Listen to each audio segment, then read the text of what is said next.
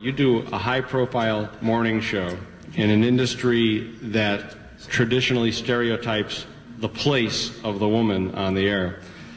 How did you manage to avoid the trap? The place, according to some radio people, for women is morning sidekick, bimbo, middays or evenings. And you fit none of those categories. What is your secret? I was a bimbo for years. Thank you.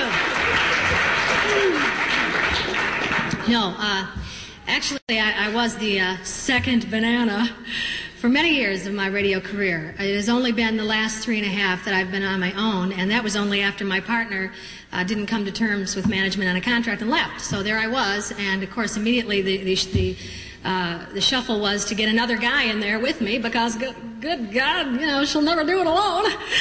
So, so we brought someone in, and it was horrendous, and it was painful. It was a very sick down time in my life.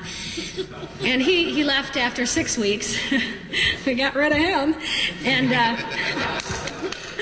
then I did it on my own. So I think for years I didn't escape the trap. I was always the person that was kind of brainless in the background, and even though I tried really hard not to be and have an opinion on things, the interesting thing to me was after my partner left, I had tons of calls from men and women. "God, we never thought you could do it. We didn't know you had a personality." Thank you. Gee, this career has been so worthwhile, and so even though you may think that you're really adding an incredible part to the show, a lot of times it's not perceived that way. Have you ever been told in your career by a PD or a GM or someone that you can't do this, whatever this is, on the air because you're a woman? I've been told some wild things. When I was in AOR, I was teamed up with a guy, and my PD told me, "I don't think it's that good to talk about the fact you're married on the air." I just, they kind of wanted me and the guy who I was working with to kind of have this moonlighting thing going, And so they didn't really want me to say a lot about being married. Of course, everywhere you go, it's different. Later, having kids and stuff, well, we want you to talk about your family, but don't talk a lot about it. Keep it to a minimum. Or we want you to laugh along, but don't laugh too much, because then you sound dumb. We want you to come up with your own thoughts, and we want you to kind of, counterbalance, but don't get bitchy. Just let me be me.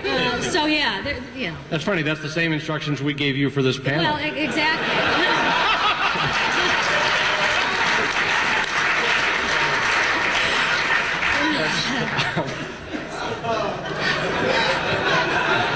It's not over yet. It's only just begun.